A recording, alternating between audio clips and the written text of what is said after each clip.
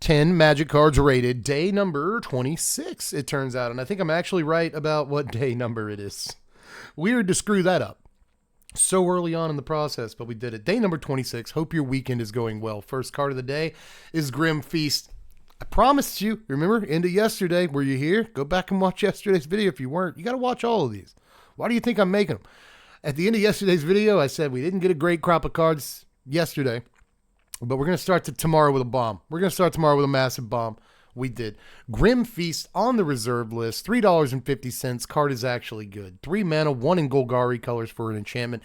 Beginning of your upkeep, this card deals a damage to you, but whenever a creature is put into an opponent's graveyard from play, gain an amount of life equal to that creature's toughness. This is currently in my Dina Soul Steeper deck, because it gains life, and you want to gain life in that deck. So, and you've got plenty of life to go around. You don't really care about the damage every turn.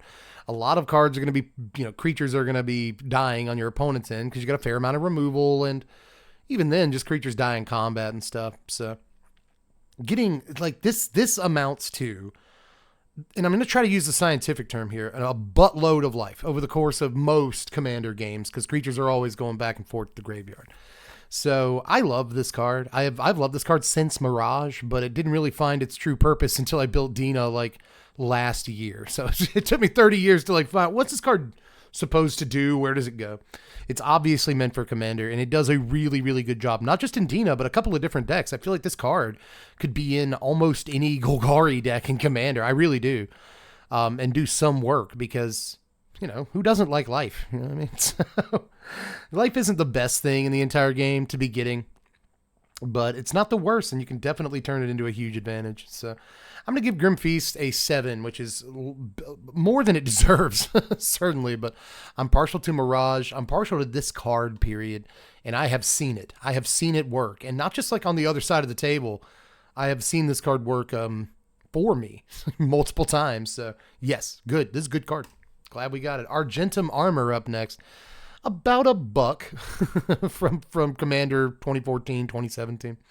And Scars of Mirrodin. I knew this card. I knew it. 6 mana for an equipment that you can equip for 6. An equipped creature gets +6/+6 whenever equipped creature attacks. Destroy target permanent. That's a good line of text. That's a pretty good line of text right there, kid. Especially if you're doubling up attacks triggers, like you have Ishin or something like that. Or if you have multiple attacks, your commander is Morag or whatever.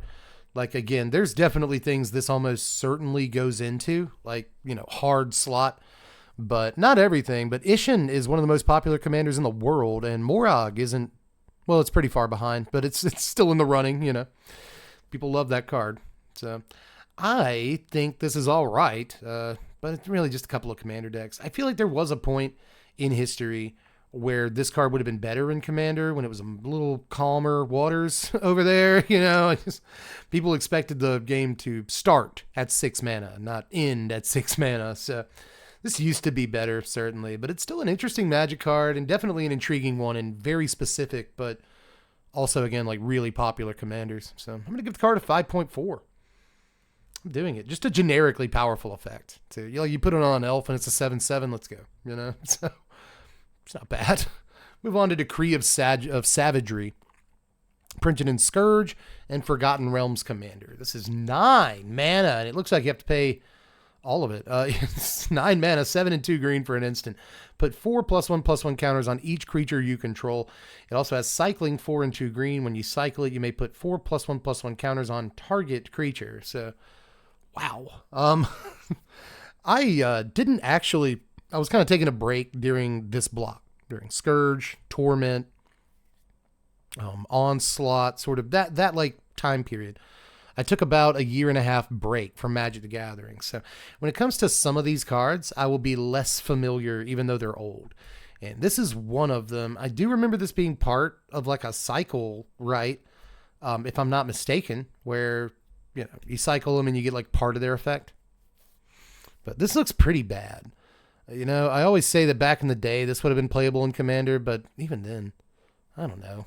I feel like there's better ways. If you pay 9 mana for a card, it better functionally say you win the game on it, and this doesn't. So Draw a card, put 4+1/+1 counters for 6 mana is also kind of, honestly, just behind in terms of rate. It is good that this is an instant, though. Like, if you could probably blow somebody out with this, but it would really take a lot of time and resources. So I'm not, like, super convinced in any way about this card. I'm just going to give it, like, a 5. And the only reason it gets, like, right at the average score is because it's such a balmy effect. You know, like, that line of text is a really huge line of text. So I'm going to give it a 5, but it doesn't deserve that, and I want to acknowledge that. We'll move on to Marked by Honor. This is 4 mana, 3 and a white for an aura, chance a creature. Enchanted creature gets +2/+2 and has vigilance. For 4 mana, it's not good. It just isn't good. I'm going to give it a 1.6, something like that. And tick the book. There we go. We'll move on to Thelon's Curse, only ever printed in Fallen Empires, and, can you believe it, part of the reserve list. This is 2 green mana for an enchantment. Blue creatures do not untap as normal during their controller's untap phase. During his or her upkeep, a blue creature's controller may pay an additional blue to untap it. Each creature may be untapped in this way only once per turn. Okay. That's cute. So there's no combos or anything like that for your opponent. So each creature has untap for a blue mana, or else they don't untap. I wish it was just blue creatures don't untap. End of story. That'd be better. You are forcing a blue opponent to tap down, mana. And so theoretically you can get through creatures better, or spells a lot easier. But I'm still not super convinced. You know what's funny is Fallen Empires is this is no cap. Like, no, I'm not trying to be funny here. Fallen Empire is one of my favorite sets. It's effectively the set I started on. The card shop, Comics Plus, actually, my first card shop. It's going out of business after 35 years. We're all very sad about it. It actually went out of business yesterday, which is really sad. But they had packs of Fallen Empires for 88 cents. Everything else is like $3. Revised was $5. 4th edition, $3. And Fallen Empires, 88 cents. So we bought a lot of packs of Fallen Empires. And I remember seeing this card, but I don't remember ever internalizing what it did. And honestly, I don't think this is very good. I don't. Maybe it's a fun, like, color hoser at a commander table you want to try out. But even then, I'm just not sure it's going to work out super well. So it's going to annoy whoever. It's going to make you the target of, whatever blue players you're affecting at the time. I've talked too long about this card. It's just like 4.7. Because it's a color hoser, right? Like 4.7. Color hosers are okay, but, they're obviously really narrow. Moving on to Timeless Lotus. Okay. This is apparently $14 to buy this card. It's 5 mana for a legendary artifact at ETB's tap. You can tap it for Wooburg. No actual play in Standard so far, but I guess this is a commander playable card because I'm not sure what else would give it that price tag. Is this part of like a Pioneer combo deck that I just don't know about? Could be the case. There's a lot of Pioneer combo decks I don't know about. I know Amalia Wildgrowth Walker. I know Greasefang. I'm done. It's basically all I know in terms of, like, those aren't even really combo deck. Well, Amalia Wildgrowth is, but Greasefang's more of like a look what I can do on turn 3 kind of thing. But Timeless Lotus is, like, just in a vacuum, a good Magic card. It's 5 mana for 5 mana to ramp 5. We routinely pay 4 mana to ramp 2 in Standard. So would you pay 5 to ramp 5? I'd, at least want to try it. Maybe we should revisit this card. But in Commander, yeah, I think that's probably the real home for this. But all that said, I'm going to give it like a 6.8. You know what I mean? Like, fast mana is fast mana. It doesn't matter if you're paying 5 mana for it. When you pay 5, but you jump to 10, and now you can cast like almost any spell in the game of Magic, then yeah. There's also probably like lots and lots of ways you can untap this, aside from just Voltaic Key or whatever. There's probably lots of ways to untap this in Commander. So yes, card is actually very good. If you're like just a Standard player, like, Dev, what are you doing? But no, this card's very good, I promise. We'll move on to Shandras Outrage. 4 mana, 2 and 2 red for an instant that deals 4 damage to a creature and 2 damage to that creature's controller. Have we covered this card? I feel like we've covered a card very similar to it if we haven't covered this exact card. Celebrated card in Duels of the Planeswalkers. If you were doing the like fake like sealed mode on Duels of the Planeswalkers, this is one of the better like removal pieces in the entire set. for red at least. But that's about the extent of how good this card was. But Duels 2014, dude. Duels 2014 was a good game. I don't care what anybody says. I like that game. But I'm going to give this like a 4.1, you know? Like, it's a removal spell. It'll kill something dead, but it's not a very good rate at all, in fact. So we'll move on to Glorious Anthem. Nice. From the Junior Super Series, this one is. You can get this for $17, which I actually think is a pretty good price. Like, honestly. Glorious Anthem, originally printed in Urza's Saga, and that version will only cost you $266. Huh. This is 3 mana, 1 and 2 white for an enchantment. All creatures you control get +1/+1, replacing the one that shall not be named, I guess, from forever ago. But that one was only 2 white mana. This is worse than that one. Still, Glorious Anthem is a good Magic card, but it is fairly average. I think you might be surprised I don't score this one like super duper high. But I do have to give Glorious Anthem like a 6. You know, just right at a 6. I think it's better. It's above average. Right. It's an Anthem effect that still sees play to this day in Commander, more or less. That's about it.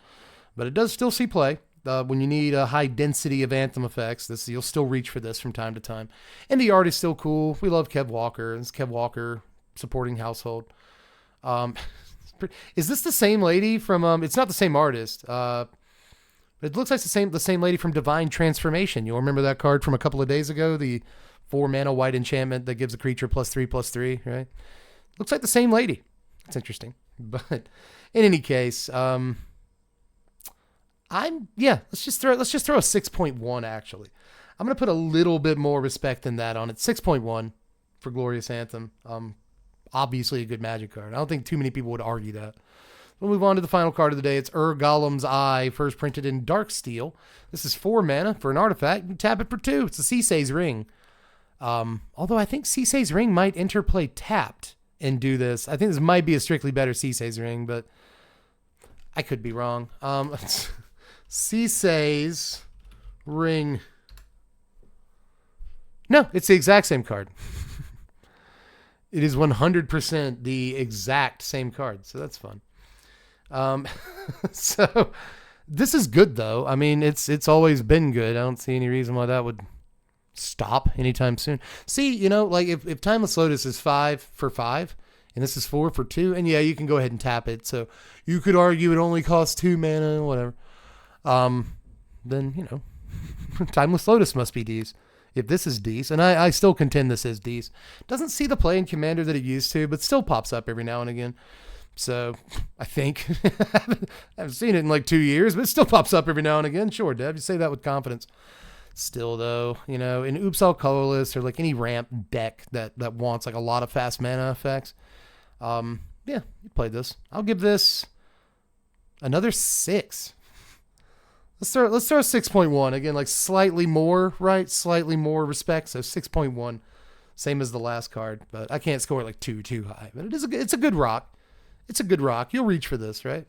But that is it for today. Let me go ahead and set up tomorrow's video. Did you know I record all these all in one go, or at least like 4 or 5 at a time? You probably did because I wear the same glasses and shirt for the whole week. You know, it's got to be a dead giveaway. But anyway, that's all for today. Hope your Saturday rounds out well. Have yourself a good rest of your weekend. I'll see you tomorrow for day 27.